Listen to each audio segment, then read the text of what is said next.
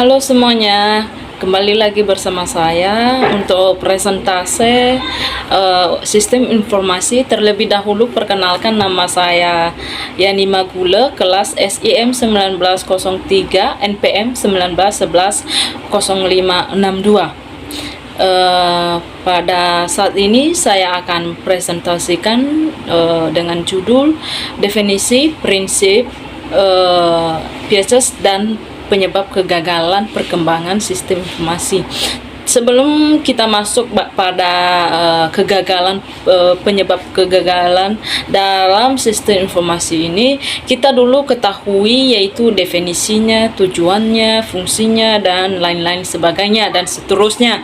Sekarang saya akan menjelaskan yaitu definisi dari kegagalan sistem informasi, yaitu definisinya pertama kali yaitu suatu sistem yang mengkombinasikan antara aktivitas manusia dan pengguna teknologi untuk mendukung manajemen dan kegiatan operasional, di mana merujuk pada sebuah hubungan yang tercipta berdasarkan interaksi manusia, data, informasi teknologi, dan algoritma.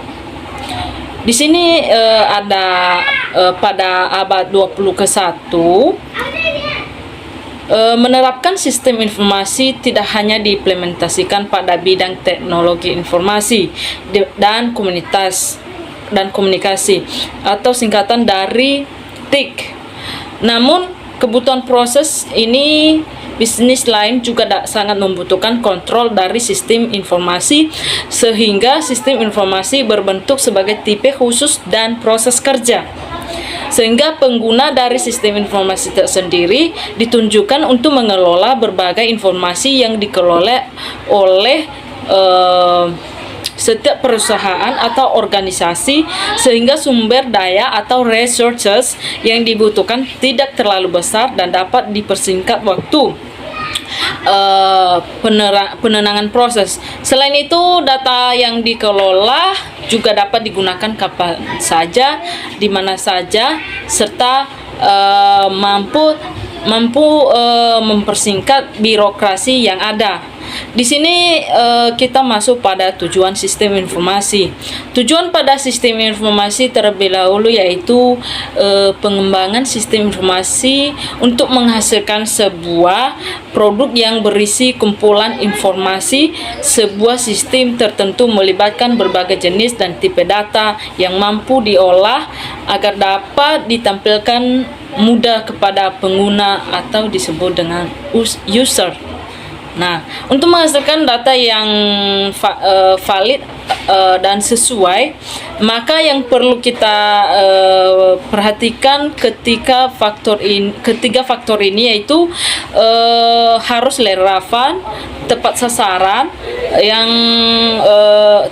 tempat sasaran waktu efisien, dan yang ketiganya yaitu tepat sasaran atau akurat. Dalam bahasa Inggrisnya adalah accurate.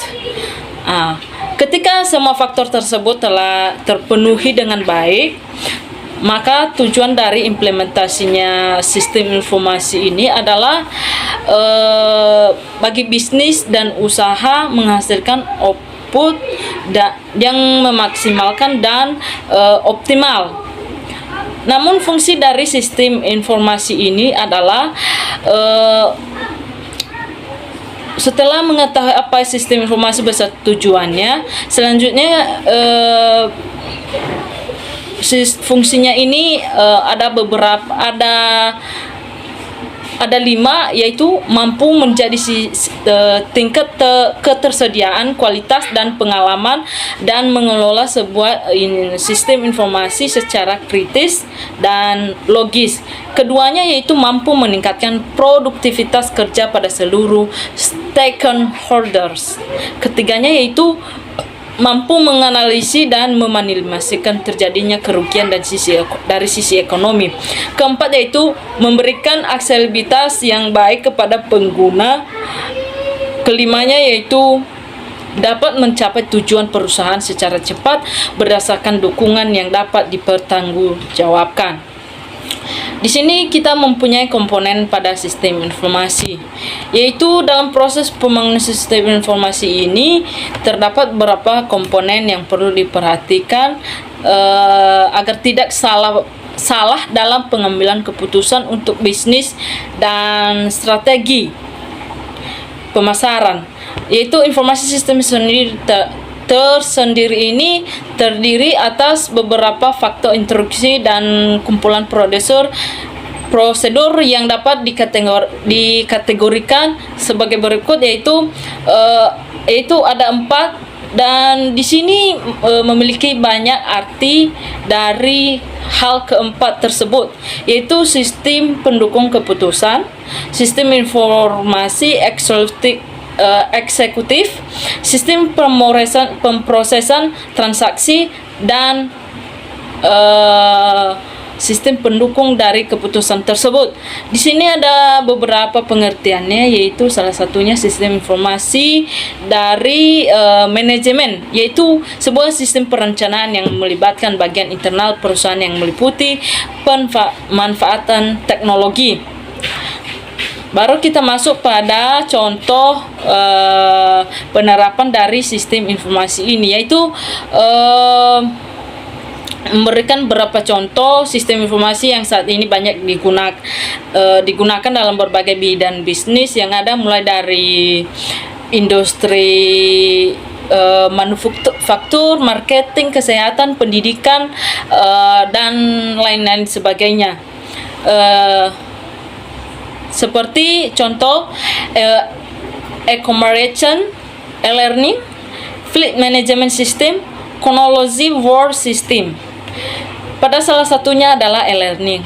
E-learning ini mungkin tidak asing lagi. Pengertian dari e-learning ini adalah merupakan sistem informasi yang mengelola berbagai aktivitas sebagai pembelajaran, seperti contohnya dari absen, berbagai mata kuliah, mata pelajaran yang di-share di e-learning. Baru kita masuk ke prinsip dari prinsip Piaget, atau dalam bahasa Inggrisnya Piaget itu adalah performance, informasi, ekonomi, kontrol, efisiensi, dan service, yaitu pengertiannya yaitu kerangka yang akan dipakai untuk mengklasifikasi suatu problem,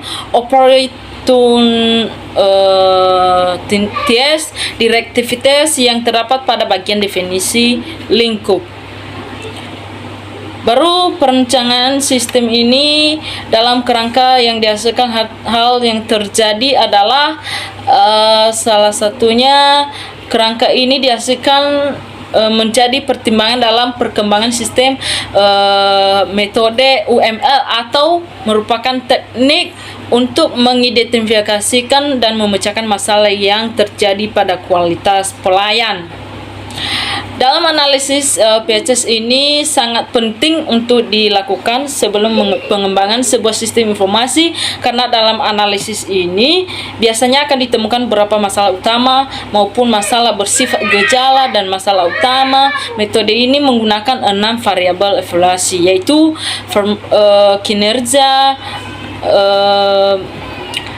kinerja informasi, ekonomi, dan lain sebagainya.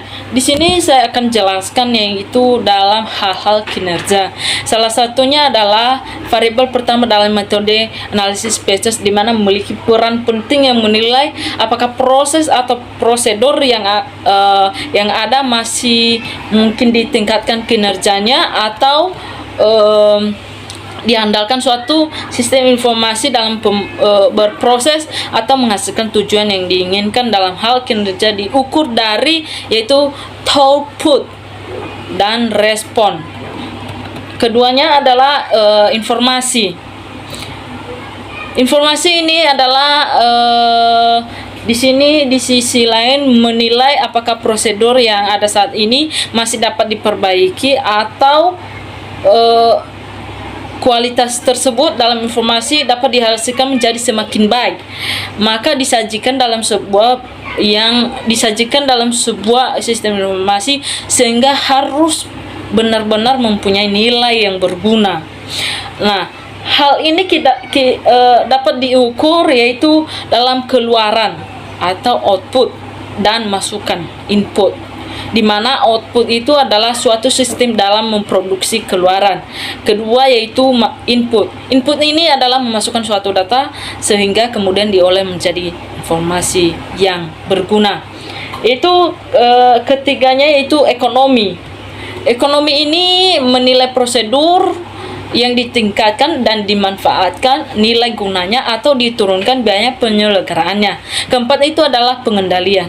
Pengendalian yang dimaksud ini adalah apakah ditingkatkan pengendalian tersebut semakin baik dan kemampuannya untuk mendeteksi kesalahan atau kecurangan sehingga semakin membaik pula. Nah, kelimanya yaitu efisiensi. Efisiensi ini juga sama juga diperbaiki sehingga ditingkatkan efisiennya operasionnya dengan unggul pada sistem yang manual. Yang manual ini maksudnya satu gitu. Keenam, layanan. Di mana layanan ini juga dapat diperbaiki kemampuannya sehingga meningkatkan kualitas layanan seperti user friendly and or user atau disebut dengan pengguna, sehingga mendapatkan kualitas yang baik. Baik, kesimpulan dari perkembangan sistem informasi dari perusahaan ini adalah jika pihak manajemen berusaha menginginkan perkembangan suatu sistem informasi manajemen yang baru untuk diimplementasikan di perusahaan, namun tidak mendukung sepenuhnya kegiatan perkembangan tersebut, maka dapat dipastikan sistem informasi yang akan dihasilkan tidak optimal.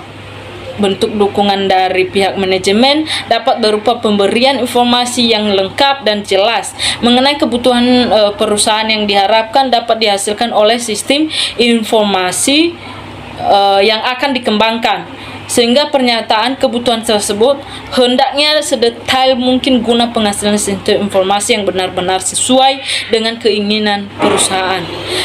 Ketidakjelasan dari mengenai pernyataan kebutuhan dan pernyataan kebutuhan yang senantiasa berubah-ubah ini dapat menyebabkan kegagalan dalam perkembangan dan implementasi sistem informasi, sehingga perusahaan disebabkan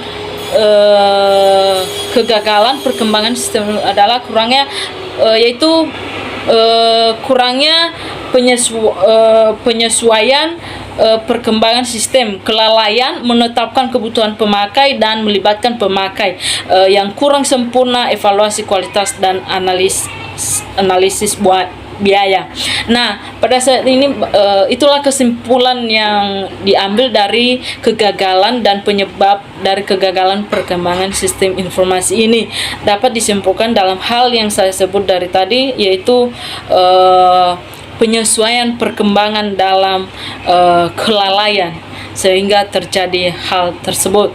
Demikianlah presentasi yang saya presentasikan untuk hari ini. Sekian dan terima kasih.